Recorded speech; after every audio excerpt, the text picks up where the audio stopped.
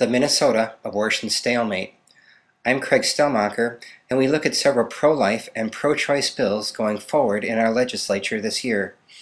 4 identical Republican bills that would prevent state funding for any abortions, and they would likely not get past Governor Mark Dayton's veto. If they did, they would likely face a Supreme Court challenge for they conflict with an earlier ruling, 1995's Doe versus Gomez, and a Democrat bill that won't even get a hearing in a Republican-controlled House and Senate. We look at the abortion stalemate here in Minnesota. House File 201 would be rescinding taxpayer-funded abortions in the state of Minnesota. And this bill was brought about after hearing from citizens that were concerned that their taxpayer dollars were going to fund abortions, which to many of them is an injustice. Not only to the unborn child and to the woman that's in that circumstance of having an unwanted pregnancy, but it's an injustice to the taxpayers of Minnesota, because what we're finding is many of these abortions, in fact most of them, are elective abortions. So those abortions have been used as a backup, kind of as a backup birth control plan. And that's just really offensive to a lot of people, and even to those on the pro-choice side. How much money are we spending every year right now, do you know? Well, in 2008, we funded 3,700 abortions for a cost of $1.5 million. And since 1995, taxpayers in Minnesota have spent over $15 million in taxpayer-funded abortions. I have a ruling in 1995 that I'm sure you're familiar with, Doe versus Gomez. This sort of goes against that. Can you explain that ruling to us? Well, the ruling, I think, it allows for the poor people to still be able to decide for themselves. Right, but I still don't believe. First of all, I don't agree with that ruling, and secondly, many people in the state of Minnesota don't agree with that ruling either. They still don't think that their funds, their taxpayer funds, should go to something that's, morally objectionable to many of them.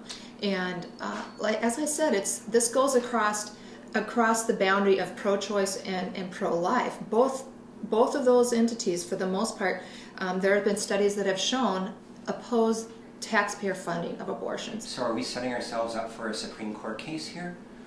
Right now, my focus right now is getting this bill heard and getting it passed, so that those abortions aren't taking place. Now we have 4 bills from the Republican side, correct? And that's my understanding, but they're Right. identical bills? They're identical bills. We had too many names? We had too many names, too many people that wanted to be on the bill. Uh-huh. And so, as you can see, it's an important matter to a lot of legislators. And again, it's a bipartisan issue. We have Democrats and Republicans both on that. What are prominent Democrats that are signed on to this? Can you give us some examples? I'm going to draw a blank here. Patty Fritz, Representative Hosh is on it. Do you have any Republicans who think that they couldn't support it? I have not heard from any Republicans that have said that they could not support this bill. Then we have, I guess, the prominent idea, that we're going to run up against Governor Dayton, who I think would very likely veto this bill. The next step then is, can we override that bill? Do you have the votes, do you think, to override it? That's yet to be determined. I'm not 100% certain at this time, but we're certainly going to work towards that end. In your bill, is there any allowance whatsoever for someone who is medically necessary to have an abortion, a poor person? Well, what we're finding in the statistics is that only 1% of all the abortions performed with taxpayer funds are done to save the life of the mother. So it's really not even, it's such a fine amount that it's not directly addressed. Well, actually it is. Well, we do have the example, say, in ectopic pregnancy, where the fertilized egg settles in the fallopian tube, and that would probably kill the mother if it came to term. So could a poor person get state funds for that or not? Not explicitly named in the bill. The only thing that the bill says for exceptions is to the extent necessary for continued participation in federal programs. Well, and that's kind of gray and yet to be determined. Right. Doe versus Gomez in '95, which says that poor people do have a right to choose to do this. These bills are basically unconstitutional then, and were you looking for a Supreme Court challenge eventually? Well, that might be what it would turn into. We don't know exactly what it would turn into, Craig, but the idea behind that, the proponents of the status quo say, well, this gives Minnesotans a choice. This gives Minnesotans a choice. But what doesn't get a choice is the baby. The baby doesn't get a choice. And that's what we're hearing from Minnesotans. That's what we're hearing from families over and over again. Not only should we not be using public taxpayer dollars to do this, but it's morally wrong to engage in abortion behavior. And so why should government be a vehicle for that? Why should people be have their taxpayer dollars that they contribute to something that is called government and have that money used in activity that they believe is morally wrong? And that's what we're hearing over and over again. The public sentiment for ending the public funding of abortion is growing stronger and stronger than it was since 1995, and that's what we're seeing playing out in these bills. We do have a different Supreme Court. This is a Pawlenty Supreme Court, not like the 95 Supreme Court, so we may get a different answer. But standing in your way is Governor Mark Dayton, who I think believes very strongly on the other side, that would likely veto this. As a veteran, do you think that you could maybe muster the override vote to get around Dayton? You know, I haven't counted votes, Craig. Let's do some math. I suspect it'll be very close. I suspect we'll get nearly all, if not all, Republicans in the House we can count on them. To vote for a governor's override, and there's going to be a good number of Democrats. So what's that math now? What are the number of Republicans? Well, I would guess you would need 72 Republicans and 18 Democrats. 18 Democrats, and so when we have some Democrats on the bill currently, so that's the big question. Okay, thanks so much. So let's start at the beginning. Sure. What are you trying to do with your bill, Senator Dibble? Well, my bill is appropriately titled the Reproductive Privacy Act.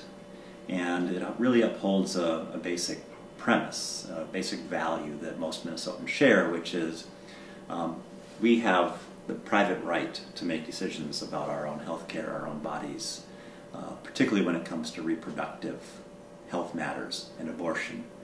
It really says that the state has no right to come in and supposed to make those decisions for you. This is an intensely private moment in someone's life. You know, when someone is pregnant and they have to make a decision about their pregnancy. And the idea that someone could suppose to substitute their judgment for an individual citizen's judgment is you know, flies in the face of our fundamental freedoms and values. MCCL charges that this new law would do away with parental notification laws. So I called Representative Jim Davney's office, the House author of this bill, and asked him. He immediately called me back and said it would not do away with any existing parental notification laws. A court decision. So you want to, well, not reestablish it, but you want to reinforce it. Yeah, codify it is the term of art. You know, codify it, put it in the book of statutes, in the code book. Well, a typical Republican response to that is, since it's already federal law, why do we need a state one? That's redundant. Right. Because it really, the federal laws have said that states have the right to form their own laws with respect to many matters pertaining to reproductive health and abortion. And so we're just doing what the courts direct us to do by introducing a law like this. Do you think it has a chance with a Republican House and Senate? I don't think it has a chance at all. I mean, I don't think it will even get a hearing. But it's important for us to establish just a baseline of values and express those in the bill form. Well, then let's describe the Republican bills. There's 4 of them, but they're essentially the same bill so that they could get enough names on them. Right. But I can't imagine that going past Mark Dayton, Governor Dayton. I think he would veto it. Then what is the point of pushing all that forward then too? Maybe it's the same as you, to advocate something to your constituents and I suspect they're trying to appeal to their base, and you know, they've talked a lot of, you know, a good game about having a laser-like focus on jobs and the economy, but the truth is a lot of these folks were elected from out of an extremist political base, fundamentalist, church-based organizations. They're really, really interested in kind of legislating their narrow brand of religion on everyone, and they're really focused on these social issues. Well, let's say Dayton did sign it. Then it seems like there's a Supreme Court case coming up right away about that. Planned Parenthood has indicated to me that they would likely sue. And the court cases that everyone should look at is Doe versus Gomez. Gomez was health commissioner, so it really means Doe versus Minnesota. Right. And can you explain that to us at all, that ruling? Well, that's a finding by the Minnesota Supreme Court of a number of years ago that says that everyone, regardless of their socioeconomic status, whether or not they're on public assistance or they're paying out of their own private funds or their health insurance is paying, has the right to a full array of reproductive health services, including abortion. So it took us out of that era when only rich people were able to find a doctor and go somewhere far away, or find a rich doctor to just kind of do things quietly.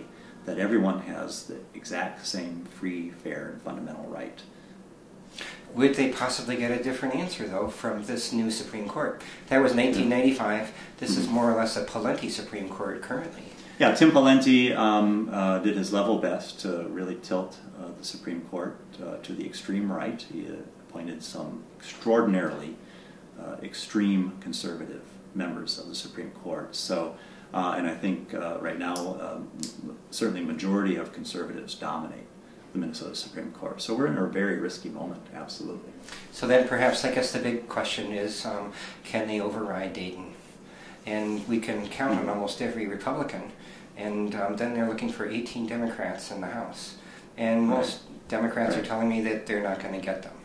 So, yeah, I can't imagine that Governor Dayton would be overridden on a question of this fundamental importance. It seems to me, as a chess player, we have a stalemate. Yeah, I would say we do. We have, the reverse was true last session with a very, very conservative, pro-life, anti-choice governor, and a legislature that wasn't going along with his agenda. And now, of course, the situation is reversed. That's American politics, that's Minnesota politics. Yeah, absolutely.